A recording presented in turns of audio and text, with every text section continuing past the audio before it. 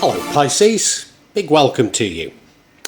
This is a love tarot reading for Valentines. Now it's not time bound, so however long the energies last, they last. It's just a love reading.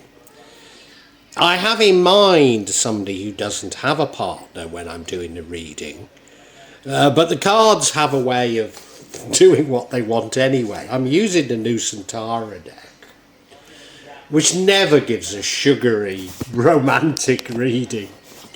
There's always something psychological, and there's always something maybe a little dark going on. And if this isn't what you're after, if you're wanting to hear you're going to meet the love of your life and everything's going to be perfect, this probably isn't the channel for you. However, if you want the truth, they don't half get at it, these cards. And, you know, maybe it's something you need to know. And, yeah, I hope you get something from it. To say enjoy may sometimes be too strong, but, yeah, I hope you get something from it and appreciate it. I really do, Pisces. Now, I'll be using probably 2 decks, but out of 3 decks. So the first deck is Tarot Nusantara. The second deck is the Steampunk deck, and the third deck is the Light Visions Tarot. Tarot Nusantara is actually a new one to me, which I love, whereas the Light Visions I've struggled with as a result of the rendering. Although I think I'll grow into it, I will keep using it and coming back to it. You can see on all of them I'm using quite a lot of salt, and that's to clear the energy and the spirits from them, something that I do fairly regularly with my tarot. And I also, you'll see a number of Jimat there that I use just to bring a good energy to the tarot and to my reading. I call on Nia Orakeedle to assist me in shuffling the cards, in picking the right cards, and interpret them for Pisces for their Valentine's love reading. And I look at this reading and I don't think that my cards have let me down. There's certainly stuff going on here. Not all of it great. Look at that centre card.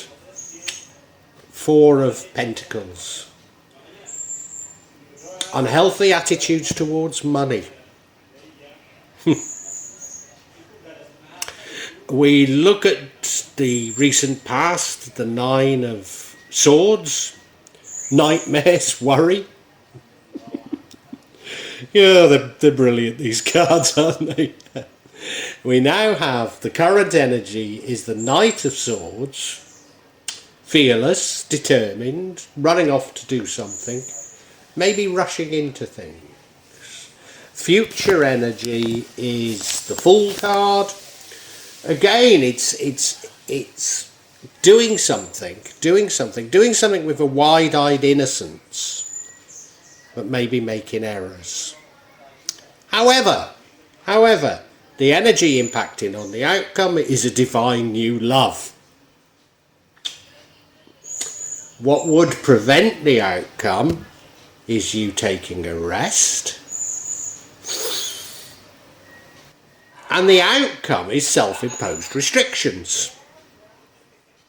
What the hell do we make of this? Well, I don't know what the past is, why you're having nightmares. But I feel that you do find a new love, but you're so worried about money, you're so miserly that it doesn't flourish. That's only an initial feeling. Let's look at the cards in more depth. Now, the energy running throughout the entire reading is this 4 of Pentacles, which is definitely an unhealthy attitude towards money. I normally read into it being miserly. I normally read into it you trying to keep control of your money a little bit too much, and that causing problems.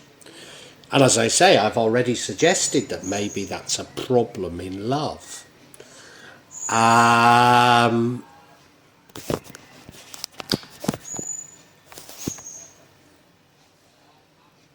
Yeah.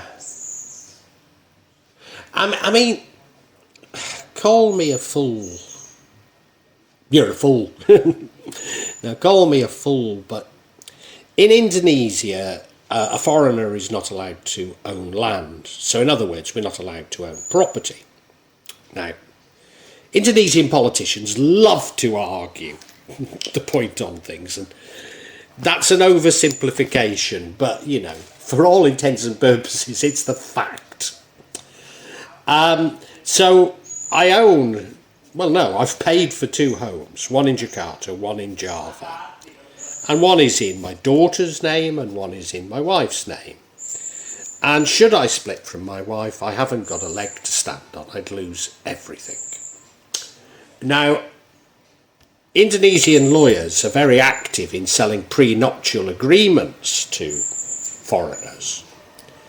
But you know, no foreigner has ever gone to a court of law in Indonesia and not a court of law found against them. On top of that, there isn't really a property market in most of Indonesia. So you can't just sell your property and get the money from it. So I don't have a prenuptial agreement, but I love my wife very much, and you know, that's all there is to it. It's that sort of a feeling I get from this card, do you know what I mean? And it's running through the entire thing. You look at him, he's holding on to his money, he's even got money below his feet, you know, he won't let anybody get to it. Yeah. Well, let's see. And in your recent past, you have the 9 of Swords. It's definitely about worry. It's probably about nightmares. I wonder if you're worried about money. Because often this is you worrying about things that are in your head more so than a reality. Are you worried about money? Is that what has been keeping you awake at night? I mean, you may have some experience of having been cheated or not having enough money to pay for this or for that, but you know, you're worrying too much about it. It's not doing you any good. You look at the card; he's lying awake, isn't he, with worry? But what good does worry do you? Do you know? I often say this, but worry is only a prayer for things to go wrong, isn't it? Yeah. And that's what you've got. I think you're your own worst enemy, but maybe I'm jumping the gun. And your current energy is the Knight of Swords. Now, the Knight of Swords is brave. The Knight of Swords is fearless. The Knight of Swords is the fastest knight. And as such, the Knight of Swords does get into things that maybe he shouldn't.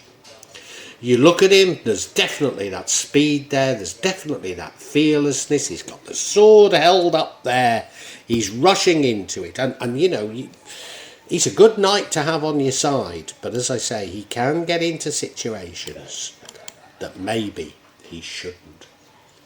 And is this you? Are you rushing into love? Have you rushed into a situation that you shouldn't? Maybe your miserliness is a correct response. Maybe. Do you know, I think, well, we're going to have to look at more, but maybe I'm changing my mind on this slightly. Because in the future, you see, we have the Fool card. This is anxious for new beginnings, setting off on journeys with a wide-eyed innocence. Now, you know, the current card was the Knight of Swords, so the Knight of Swords does say maybe getting into things you shouldn't. And the Fool is very like that. I mean, the sun is shining on him, so, you know, there will be blessings. And, you know, it's all an attitude of mind. There'll be ups and downs, and if you can take the downs, then, you know, maybe things will be okay for you. You've got your dog with you for companionship. You've got all your belongings on your back, and you're feeling really happy about things, and you're about to step over a cliff. Yeah, that's the Fool for you. You got to admire him. You've got to admire him. You really do. I think you're stepping into something you can't cope with. That's what it feels like. And The energy impacting on the outcome is the Ace of Cups, which is about a new and divine love. So I think you do find somebody. You look at it, the cups being, well, the cups, first of all, the cups overrunning with joy. I'm not sure what the significance of the bluebird about to drop some money into the cup is, but it can't be bad, can it? It's got to be good. There's a hand holding up the cup, but behind the hand is that sort of cloudy-like thing, which suggests there's something divine about it. It's over a lake. I'm pretty certain cups are indicative of the Sentani people, so that's probably Danau or Lake Sentani in Papua. And Danau Sentani, it's not as bad as some lakes in Indonesia, but it is taken over by water hyacinth, which, although terribly beautiful, are an incredible pest. So everything looks good except what I've just told you. Water hyacinth look great, but they don't half damage the lake itself. And is there a little warning in that for us? Is there?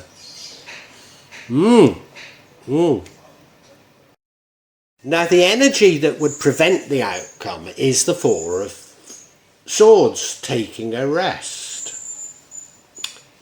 And I think I've understood what that's about, because the Knight of Swords was you rushing into things. The Fool was definitely you going off on this journey and rushing into things. And then we have the Ace of Cups, which is a new and divine love. And this is saying, hang on a minute, don't rush so much. Backpedal a little. Not necessarily saying don't go for this love, but just saying take it easy. Take it easy. Have a little rest, have a little think, consider your options. Don't rush into this too quickly. Don't rush into anything too quickly. It's not necessarily, I don't see anywhere, this all appears to be more about you and your attitudes than it does the person you meet. But clearly you need to sort out your attitudes before you can fully commit to love. That's how it's all feeling. And so, say and take a rest. Get your head straight. Because the outcome is the Eight of Swords, which is self-imposed restrictions. Something you're not seeing. You look at the card, well, there's the Eight of Swords there. Can't go through the Eight of Swords, but she's put the Eight of Swords there. But she's blindfolded. Now, I don't know if the tide is going out or coming in. If it's coming in, maybe she's in danger. It's going out, isn't it? It's going out because there's still water there. So she isn't in danger, but she doesn't know that. She doesn't know that because she's blindfolded. And if you look up on the cliff, there's a lovely village there with a Hindu temple. So there's great things if only you could see them. This is all about you, isn't it, and your attitudes. It's not about the person you meet. There's no warning about the other person. It's about you. And, you know, you can't get your head straight, can you? You can't get your head straight. You don't know if, you know, you need to protect your money. You don't know if you should rush into these relationships, whether you should take a rest, whether you should backpedal. You just don't know. You know, and there's the blindfold on her. She doesn't know. She literally doesn't know. Literally. Yeah. Let's get a bit of clarity, eh? Now, I'd like some clarity on this Eight of Swords. I mean, there's a few cards we could have got it on, but I think this holds the key. And the first bit of clarity we get is the Nine of Pentacles. It's a card of blessings, but it's also a card of being alone. We then have the Eight of Cups, which you becoming disillusioned and walking away from things. And then we have the Wheel of Fortune, which suggests your luck is going to change. How terribly, terribly interesting. So yes, this first card of clarity is the Nine of Pentacles. Now this really does fit in with things. Remember, we're clarifying the Eight of Swords, which is you putting up barriers and restrictions. The reason is that and remember we've had that Four of Pentacles, which runs throughout it. I think you do have a degree of wealth. I think you have achieved a degree of wealth. You look at her, she's dressed beautifully. She's got that bird of prey on her arm. She's in a beautiful garden, which looks like southern France or parts of Italy, doesn't it? You open the gate and it's no nicer on the other side than it is here. She's seemingly got everything she wants except companionship. Except companionship. And is that what you really want? You know, I don't think you know. I honestly don't think you know. And so you see, now we have the Eight of Cups, which is you becoming disillusioned with something and walking away. So I think you have found this love and you've decided it's not for you. And I think you've decided it's not for you because you're fairly comfortable in how you are. Maybe a bit set in your ways, you know. As I say, you possibly are a bit miserly. And you realise that if you're going to be with somebody else, you can't have everything your own way, including hanging on to all your money. I think that's what you're coming to realise. You're saying, no, it's not for me. It's not for me. Gosh. Gosh. Oh well. I'm saying gosh because of, you know, I found love, real love, late in life, and real happiness as a result. And I wouldn't give this up for anybody, you know. I mean, it doesn't matter what else happens to me. This love that I have and this happiness that I've got, it's everything, you know. But I think you're turning your back on it. But, you know, finally, we have the Wheel of Fortune, which says that everything's going to change.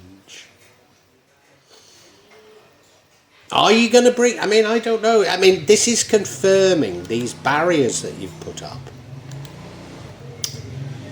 So I don't know if it's very hard for me to determine what it's telling us here. I mean, I'd normally associate it with love. So I'd normally associate it with you take the blindfold off and you find love and you live happily ever after, as hopefully I'm going to. But I'm not sure that's what it's telling us. I think it is saying that you find love and decide it's not for you. I don't know. I'm not sure of it. I mean, there's no other indication that this love works, you see. No, I think we should summarise. Even though I don't think we've fully got to the real trajectory. And I think the reason is that it's all about you and how much you transform. How much you can transform yourself. Because it's not about other people. You probably think it's about other people. You probably think it's about fate, but it's not. It's all of this reading is about you. Yes, Pisces, it's about you.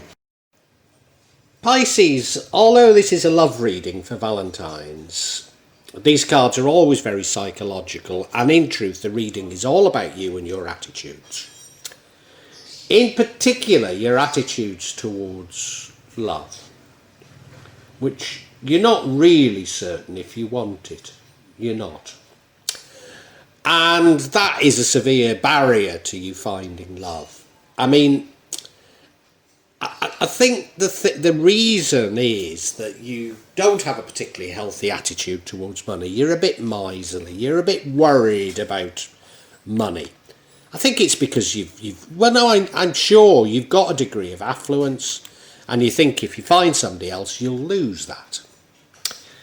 And in fact, you have in the past laid awake at night worried about that.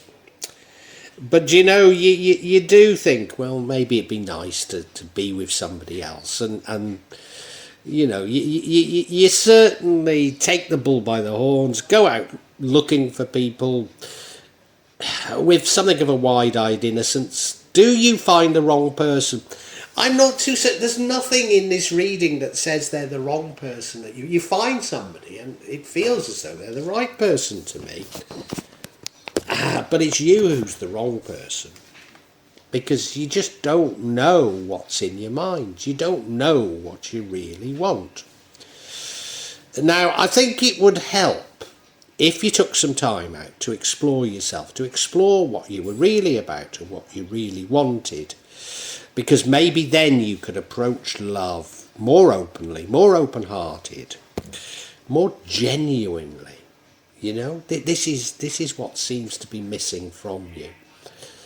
But you end up putting up barriers to this love, and it is because you don't know yourself. You're worried of things. You don't know yourself. You're thinking, would I not be better off by myself? Look, I've got loads of money. I've got loads of things. Why do I want to share this? Why do I? And chances are you're going to walk away from love. You are. Chances are. Now, we do have a final card of confirmation which says that everything's going to change, that your luck's going to change, but I don't know in what direction it is. I don't know if you're going to change your mind and say, yeah, I do want love, or you're going to walk away from this love and, maybe you get even more money. Maybe you lose all your money. And it's more likely to be good news, though. But I don't know what this change is, but there is going to be a major change in you. There is. And certainly from a sort of psychological point of view, Pisces, you do need to change because you don't know yourself. In fact, you can't love somebody else until you love yourself. And maybe that's what this is all about, Pisces. Maybe it is. Well, I do hope you've enjoyed Tarot from Java as an addition to my channel, The Magic of Java. Please take a look at the other videos that I have on this channel about magic from Java, and I hope that you will become a subscriber.